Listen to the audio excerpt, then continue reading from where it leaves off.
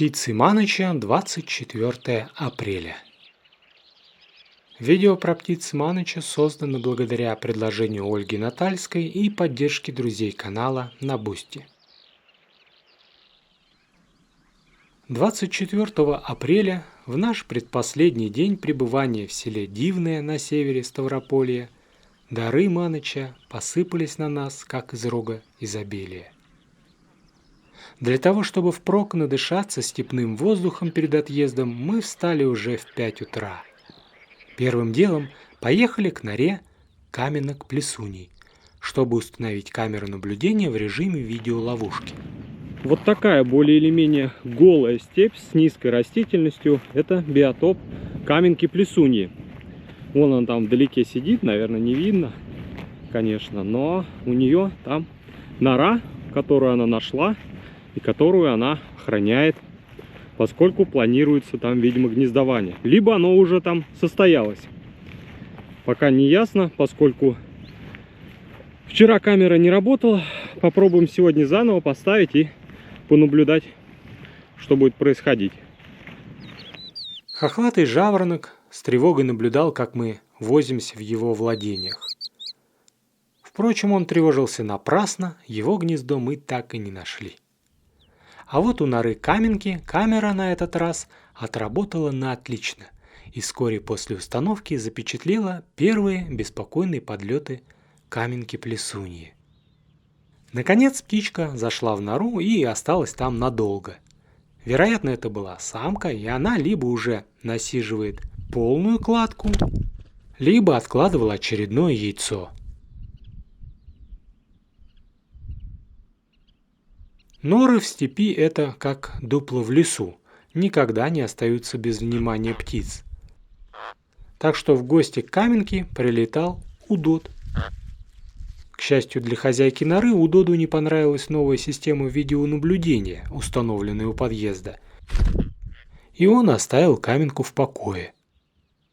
После визита удода Каменка вылетела для оценки обстановки.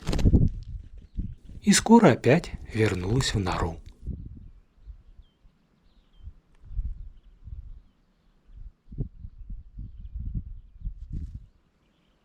Пару раз самка Каменки-Плесуньи приносила строительный материал, так что, вероятно, кладка еще не завершена. Хотя ремонтные работы вполне возможны и уже в процессе насиживания, особенно утепление лотка. Пока камера у норы работала в автономном режиме, мы навестили степных теркушек на солончаке.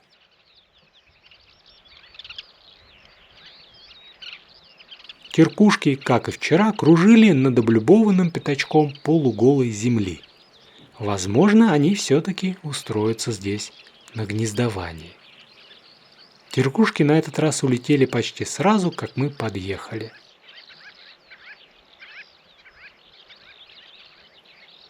Мы проведали гнездо морских зуйков. В гнезде по-прежнему лежало 2 яйца, так что, по крайней мере, его никто не разорил. Да и попробуй найти эти яйца с такой безупречной маскировкой. Сегодня мы уже не ставили камеру рядом с гнездом, чтобы лишний раз не тревожить куликов, поскольку неполную кладку птицы вполне могут и оставить. Кроме того, мы и так получили вчера вполне приличное наблюдение с насиживающим самцом. Для наших маленьких камер наблюдений мы нашли более безопасное применение. Поставили около одной из ямок, в которой еще не было яиц, и включили непрерывную видеозапись. Вероятные хозяева ямки, на которых мы рассчитывали, летали вдали, но перед камерой не появлялись. Зато Каменки-Плесуньи не скрывали своего любопытства. Похоже, что новую кочку самец Каменки-Плесуньи использовал в качестве трибуны для своих выступлений.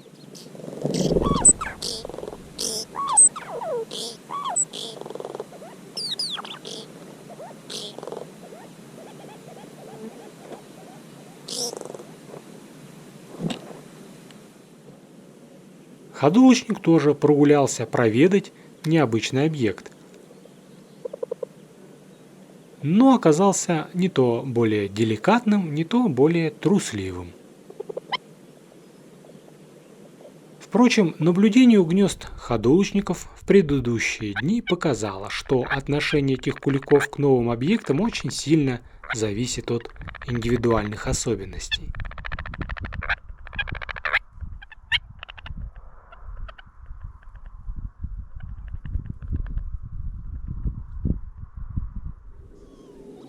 За весь день наблюдения ничего интересного, кроме проехавшей Нивы на заднем плане, камера больше не запечатлела.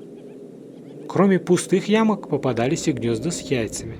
Ольга нашла одно из таких гнезд. Там было всего одно яйцо. Вероятно, это было гнездо чибиса или другого кулика, например, травника. И хотя нам очень хотелось выяснить истинного хозяина, мы не ставили камеру наблюдения, чтобы птицы не бросили начатую кладку. Прежде чем ехать к следующему озеру, мы прогулялись по плотине около первого подманка. На берегу грелись десятки змей. Мы видели только безобидных водяных ужей.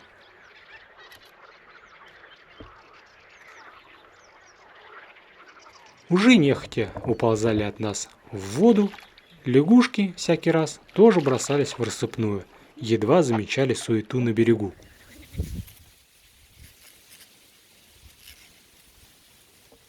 Рептилии, конечно, наводили страх на отдельных лягушек, но заглушить весенний хор амфибий было невозможно.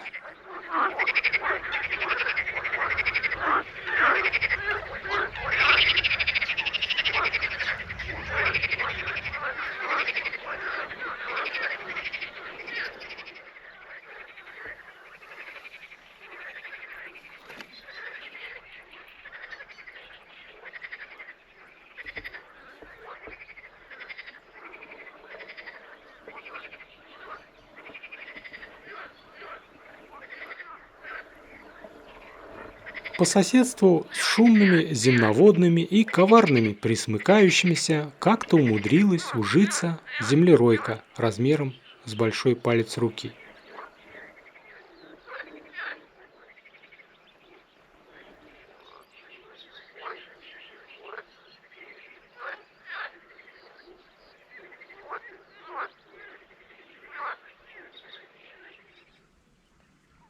Наконец мы забрали камеры наблюдения и поехали ко второму подманку. На подъезде уже традиционно из окна автомобиля мы успели запечатлеть кудрявого пеликана. Правда, этот осторожный товарищ не доверяет даже машинам, которые подозрительно долго стоят на одном месте. Ольга ушла на фотоохоту из укрытия на отмеле, а я остался на берегу, чтобы поснимать со своей тарелкой, позволяющей лучше слышать голоса птиц. Пара серощеких поганок увидела, что аппаратура серьезная, а значит, настал их звездный час. Самец и самка дуэтом выдали свою лучшую песню.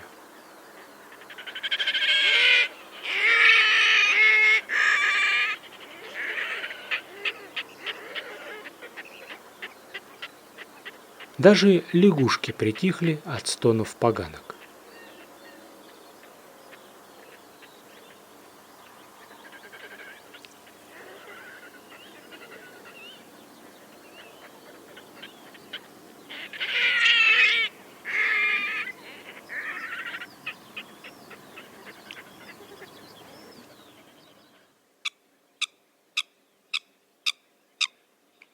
Лысухи, понимая, что поганок им не перекричать, решили устроить драки на воде. И ваш покорный слуга по совместительству, натуралист-путешественник и режиссер-оператор, тут же забыл про поганок и переключился на съемки документального боевика.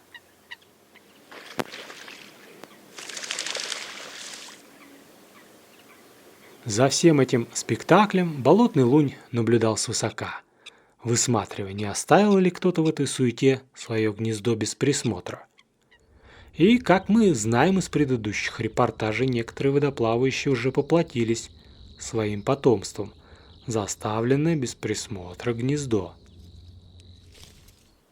Весеннее оживление, кажется, охватило всех обитателей озера. Даже большая выпь летала туда-сюда чаще, чем цапли. Пока выпь оставила тростники без присмотра, дежурство на себя взяла рыжая цапля, с удивлением наблюдающая за поганками, лысухами, лунем и, конечно, за человеком, уютно притихшим на стульчике на берегу водоема. Только безмятежному кулику-перевозчику не было дела ни до представлений на воде, ни до неправильного рыбака с фототехникой вместо удилищ. Тем временем на сцене любительского театра появился балерун из Лебединого озера.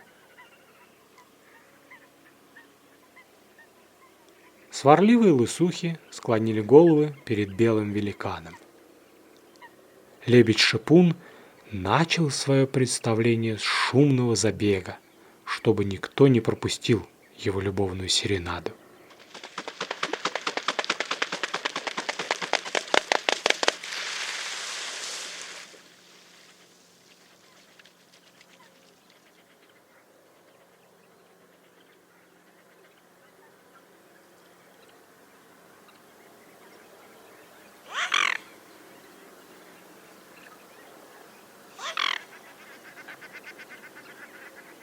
Только пеганки, пролетающие над озером, не оценили вокальные данные белого маэстро.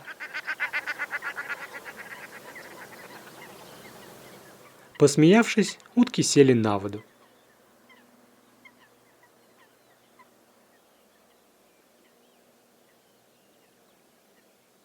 Возмущенный лебедь стал летать над тростниками, показывая, что за тихим голосом кроется завидная мощь крыльев. Даже большегрузы лебедю не соперники. Перед финальным аккордом лебедь-шипун долго намывал свой парадный костюм.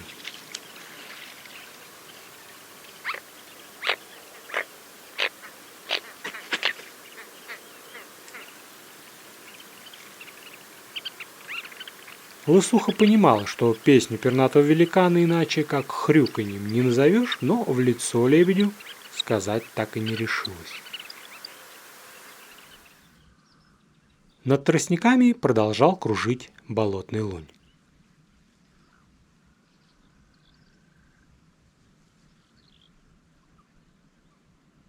Где-то в этих непроходимых джунглях на воде прячется обед пернатого хищника. И наверняка в них же уже свита и гнездо болотного луня. Так что я не меньше ястреба желал заглянуть в укромные места тростниковых крепей. Но слабый ветер – такое редкое явление в степи, что я жадно пытался использовать каждую минуту затишья, чтобы записать голоса других пернатых певцов подманка. Кулики, как нарочно, молча трапезничали на мелководье. Кроме скупого голоса тревоги ходулочников, так ничего записать и не вышло.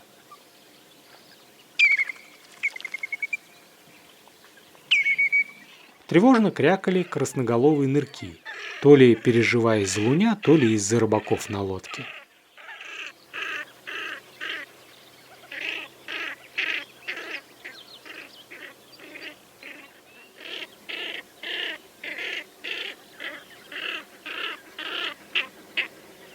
Куда веселее пел тростник.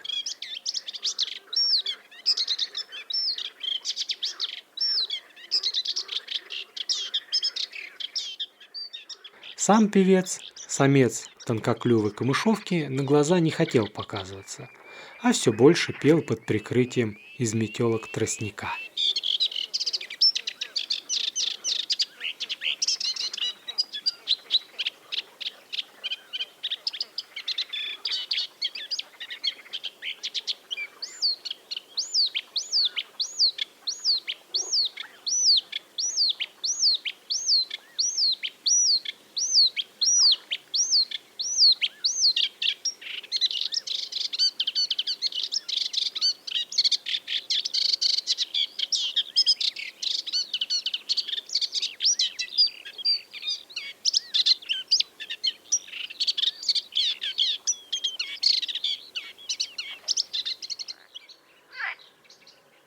Так и не договорившись с камышовкой, я переключился на усатых синиц.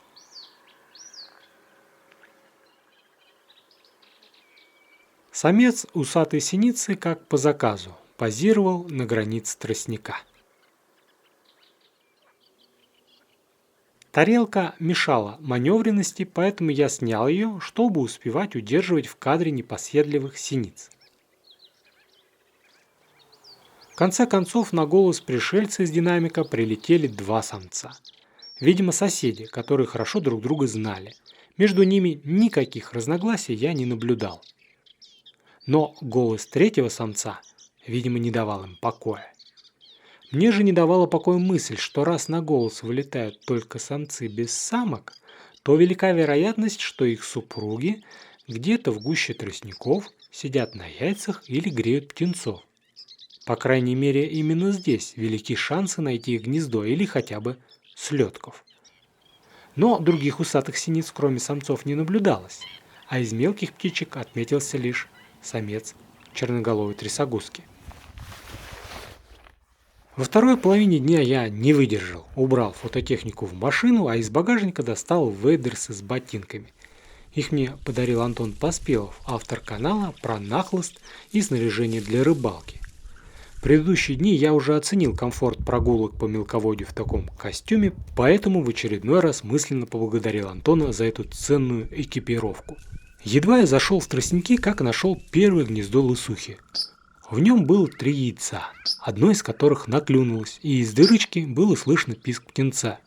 На некоторое время, минут на 20, я поставил камеру около этого гнезда, но поскольку лысуха только тревожилась неподалеку, камеру пришлось забрать, чтобы не допускать переохлаждения кладки.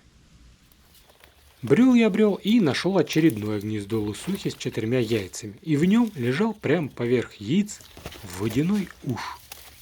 Только что вот набрел накладку лысухи, и ее насиживал водяной уж. Сейчас проверю яйца, насколько теплые. Ну, такие средней теплости, то есть непонятно, в какой момент уж сменил лысуху. Ну а в третьем гнезде лысухи уже попискивал маленький лысушонок. Здесь тоже камеру наблюдения я поставил ненадолго, так как взрослые птицы не были готовы к внезапным документальным съемкам. Чтобы не рисковать здоровьем птенца и не нервировать родителей, через полчаса пришлось забрать камеру. Недалеко от открытой воды меня ожидало поистине грандиозное сооружение. Белоснежная наседка бесшумно соскользнула с кучи тростника, едва я постучался в тростниковую дверь. В лотке лежало 5 увесистых лебединых яиц. Пожалуй, это самое большое гнездо и яйца, какие мне доводилось видеть в природе так близко. Вот это яйца. Страусиные прямо. Такие здоровые. Только что сошел лебедь. Я боялся, что он будет меня атаковать. Вон он рядом. Но вроде бы нет, уплыл. Вот это яйца.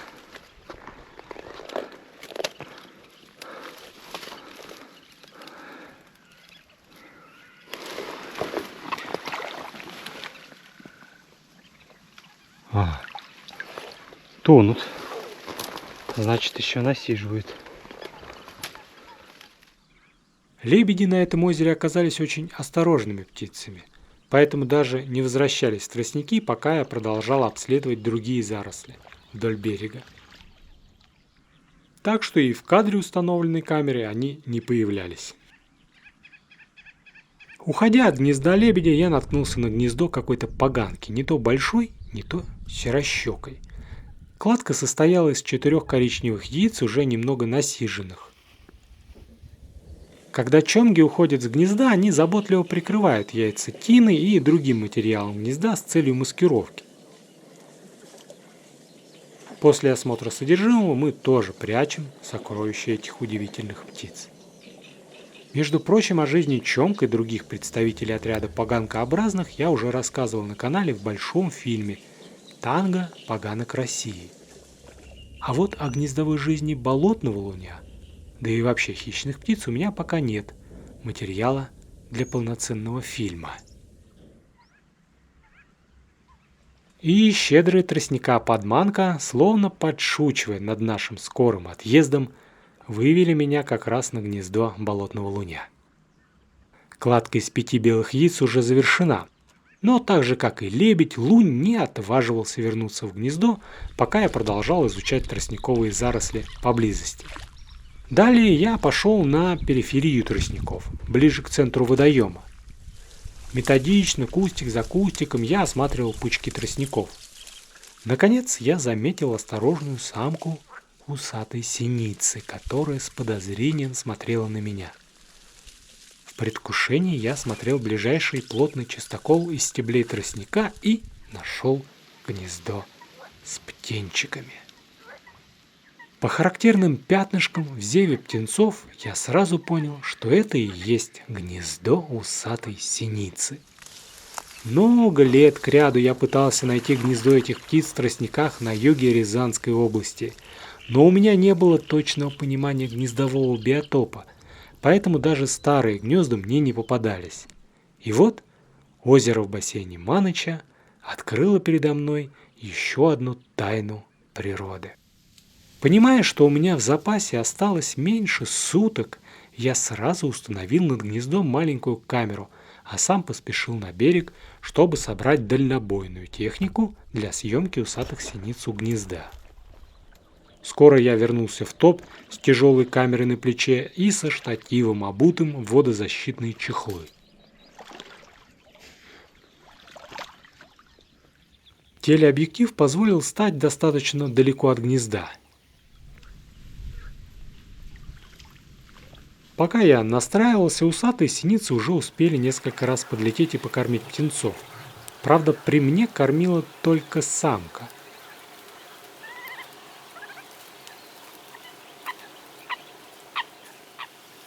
Заметив, что птицы осторожничают, я включил запись и ушел на полчаса, чтобы родители не так сильно тревожились.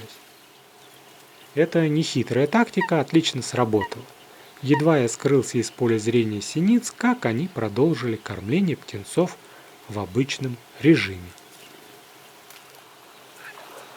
Приносили насекомых и пауков, а помет уносили.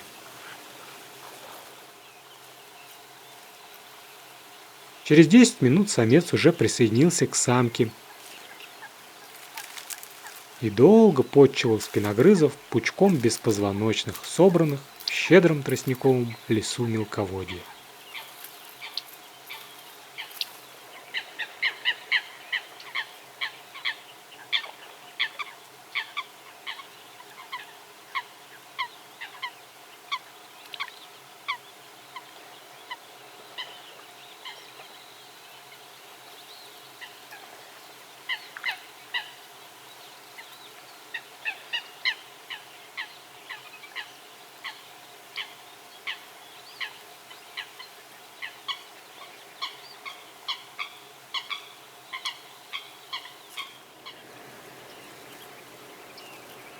Несколько раз самка и самец пересекались у гнезда. Птички торопились досыта накормить птенцов до захода солнца. Дивный день в окрестностях села Дивного неумолимо подходил к концу. Я собрал почти все камеры у гнезд и поехал встречать Ольгу, которая все это время сидела в засидке на песчаной косе. Что такая довольная-то? Я тебе благодарна, что ты меня не пустил гулять. Да? Ну вот видишь как, последний день. И хотя Ольга осталась без прогулки, зато ей удалось очень близко понаблюдать вечерний туалет красавицы Колпицы.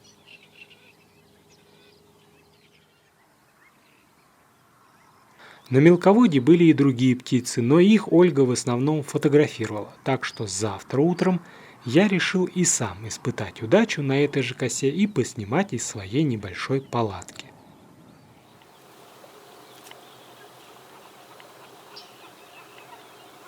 Еще до сумерек я успел забрать камеру около гнезда усатых синиц.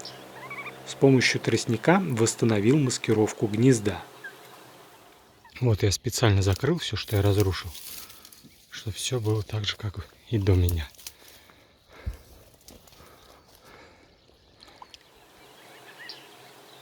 Будем надеяться, завтра в первой половине дня я еще смогу понаблюдать за гнездовой жизнью усатых синиц.